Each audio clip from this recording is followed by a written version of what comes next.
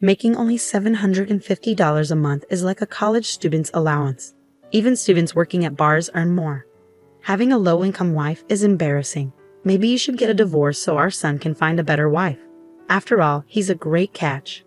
My mother-in-law keeps making these rude comments after seeing a pay stub, but it's not even mine. My name is Amanda, and I'm a 32-year-old nurse. I've been married to John for 5 years. We met in college, started dating, and eventually got married. We first met at a party when he was a medical student and I was studying to be a nurse. John hasn't passed the medical licensing exam. He failed twice and took 3 years off. Now he's working part-time and studying hard for the exam. I'm working full-time as a nurse, so I make most of the money for us.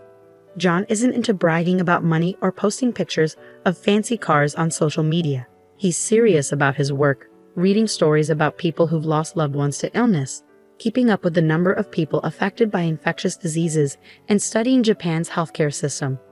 I respect him even though he's not a doctor yet. He genuinely wants to help people, so I didn't leave him despite his lack of income and being in his 30s. He hasn't told his parents that he isn't a doctor yet. Sorry, my mom is too nosy, he says. It's okay. I support you, so you don't have to worry about your parents. Live your life the way you want. This is just temporary. That's why his situation remained a secret. No one knew because he worked as a night security guard at the hospital where I worked. This way, he was technically employed there. He had enough knowledge and information from my stories to sound like a doctor. So when his parents, who rarely saw us, asked about him, I said yes, patients really like him. I believe that while cruel lies can hurt people, kind lies can sometimes save them. Telling a patient you have 3 months left and there's no chance of recovery is like starting a countdown. It's better to say, you look good today and you ate a lot. That's how people are. On the other hand, my mother-in-law is very different from my serious and honest husband. She has a harsh personality and is a typical overbearing mother-in-law. She looks down on me for being just a nurse married to her son, the doctor. There must have been so many better options, like a beautiful dermatologist. I always apologize and bow my head when she says things like that. I wholeheartedly support my husband in his pursuit of becoming a doctor, but right now, he's just a high school graduate with a lot of medical knowledge working part-time. He's not even a medical intern yet. However, my husband is genuinely grateful, often saying, "Thank you for everything always." So I silently support him. I'm also very busy with my work. Our combined income is barely enough to make ends meet, but it couldn't be helped. I didn't care much about money because I admired Florence Nightingale and wanted to help people. Currently, I'm a nurse in internal medicine, which has the heaviest workload. Wanting more money doesn't even cross my mind. As long as we can live, eat, and stay healthy, that's enough. Isn't that what life is really about? Even though I'm the one supporting my husband's living expenses and tuition, my mother-in-law tells everyone in the neighborhood, my son is a doctor and earns well. If he were a serious doctor, he wouldn't want his mother bragging about his income, whether good or bad. But my mother-in-law doesn't care and only talks about money, money, money. As her son, he has no choice but to silently endure it. She doesn't know that he's actually working as a security guard in uniform at the hospital instead of walking around in a white coat as she brags about. Even if he were walking around in a white coat, it's not something to boast and gossip about. I understand her pride, but she should hold back. I was worried that my husband's mental state might suffer and he might fail the medical licensing exam because he's barely hanging on. If he ends up spending his entire life as a security guard after trying so hard, it would be heartbreaking. His personality is perfect for being a doctor. His only weakness is his kindness. That's why my mother-in-law makes up stories and says things like, "My son makes $373,000 a year." For him, knowing that's false just adds more pressure. I once gently expressed my concern to her. I think it would be better for the patients if he didn't talk so much about his job because it might cause problems. After all, if you think about it from the opposite perspective, would you want to go to a doctor whose mother is constantly boasting about him when you're sick? But my mother-in-law doesn't care.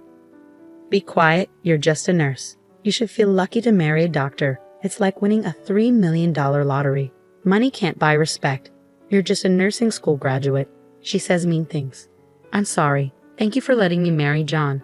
I respect him as a doctor and as a person, so please leave him alone. You're so annoying. We can make him divorce you and marry someone else. It would be sad if our future grandchild gets your low IQ. She's being really mean. But I stayed quiet. Compared to saving lives or feeling like I'm doing important work, my mother-in-law's mean words didn't bother me much. I didn't take her seriously, but one day she showed up at our house uninvited. Our house is a 30-minute train ride from theirs, so we don't see them often. I'm busy with work, so I'm not around them much. That's why she didn't know the truth until now. Wow, this house is small. Why does my son, who I'm so proud of, have to live in such a poor-looking place? She said loudly. She looked at the row of medical books and said, "Well, he is my son," and took a picture with her phone. But most of the books were for the national medical exam, so I felt nervous. Since this year's books were there, it might show he's still studying. I tried to stay calm, but my heart was racing. "Mother-in-law, I'm sorry. We're both busy with work, so we haven't had time to find a bigger place, especially recently." I hinted for her to leave. But then she started looking around our house. "What's with these strange dishes? If you're a doctor, you should buy fancy ones." "Yes, I'm sorry. They're from a cheap store." "What? Cheap store? I'm getting rid of them." "No, we didn't have much money because we were spending it on my husband's textbooks and tuition. So we saved money on things like plates that didn't affect our basic meals. As long as we could eat off them, it was okay. Right now, passing his exams was the most important thing." At that time, my husband happened to be working as a security guard at the hospital. It was a good thing he wasn't home. I didn't want him to get upset, so I wanted to get my mother-in-law to leave while he was at work. But she kept going through our stuff. "I'm going to get rid of these clothes that look like something a student would wear. If you're a doctor, you should wear expensive clothes." She threw away my husband's favorite clothes. "And what's this? A cheap watch? If you're a doctor, get a fancy one," she said, tossing it aside, not realizing the usefulness of a smartwatch. Each thing she threw away was bought with the little money my husband earned. He would have rather been in the operating room treating patients than standing outside feeling humiliated. But he kept working hard for his dreams and the sweat he put into it. But she didn't stop. "It's because he married a poor girl that you're living like this, even though he's a doctor. It's unbelievable. I thought we could go shopping together and maybe you could buy me a bag or something." Her words were really mean. I had to tell her that what she expected from my husband, whether he's a student or not, was different from how we lived. I was a doctor too. I wasn't just after his money. Mother-in-law, he's not that extravagant. We like our life the way it is," I said calmly. But she wouldn't listen. "You're so frustrating. Do you know how hard he worked to get into medical school?" My mother-in-law yelled, getting angrier. She kept searching my house, not stopping at the kitchen but going through every closet, throwing away anything she thought was cheap. Then she started looking through our bills and paperwork. That's when she found the pay stubs. They showed $750.25. Even though my husband's name was on them, she either didn't notice or couldn't read it. She shouted, $750. "What do you mean $750? That's not my son's daily wage. Even anesthesiologists make $750 a day, and you're the wife of a doctor making only $750?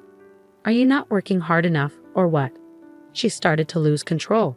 "That's why you're so poor. You're just using my son for money. You're barely working as a nurse and tricking a doctor. You're only doing part-time nursing because it sounds good.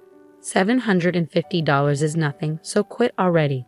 That money was earned by him when other doctors passed him by, working hard between his study hours for a very low daily wage. It meant a lot to us. But my mother-in-law wouldn't stop being crazy, and then the worst happened. "You're a poor wife who brings bad luck. Divorce her quickly."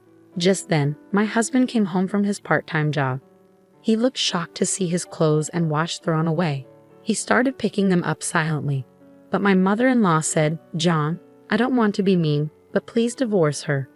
Why did you, with your high education and income, choose such a pathetic woman? I'm so sad, and she only earns $750. But my husband didn't say anything. I couldn't tell what he was thinking. My mother-in-law laughed and said, "I'll bring you the divorce papers. Leave this dusty room and this woman who smells like disinfectant and find a better wife. You're a doctor. You should remarry." Then my husband stood up slowly and said, "Mom, I haven't told you this. but I'm not a doctor yet. What? I'm sorry for not telling you earlier, but I haven't passed the national exam yet. And about that $750. My mother-in-law was so shocked that she looked at me for help. I don't get it. This $750 paycheck is yours, isn't it? I realized there was no point in hiding it anymore, so I said, no, it's not mine. My husband added, that's my salary from my part-time job. That can't be, you're lying, aren't you? I'm not lying, it's true. I'm not a doctor yet. I failed the national exam twice. My mother-in-law was shocked to hear that her son wasn't a doctor yet. She started acting strangely and slipped on some newspapers she had scattered earlier while going through our house. She fell to the floor and cried out for help. Thankfully, she managed to avoid hitting her head, but her right arm, which she used the most, broke with a loud snap. It was definitely fractured. My husband and I quickly helped her and took her to the hospital, where we brought her to the orthopedic department. But my husband said, Mom, I'm sorry, but please don't come to our house anymore, and I don't want you to consider me your son anymore. My mother-in-law was trembling from shock, but my husband continued, I knew you were proud of me, but I couldn't keep lying. But when you insulted the money I worked hard for, that was too much. But I never thought you weren't a doctor. It doesn't matter if I'm a doctor or not. Do you think I'm studying just to earn $750 a day? I'm an adult, and it seems like we have different values, so let's end our relationship. It seemed like my husband had truly decided to cut ties with his mother. She, who had found purpose in boasting about her son, seemed completely heartbroken. Nowadays, she stays at home, too embarrassed to face her neighbors. That same year, my husband passed the medical licensing exam. Despite being a bit older, he started working as a resident physician and did exceptionally well, always showing kindness, like offering tea to the security guards. Our days became peaceful and happy. If my mother-in-law had just waited a few more months, her dream would have come true, and she could have seen him in his white coat. It's really a pity, but she brought it upon herself.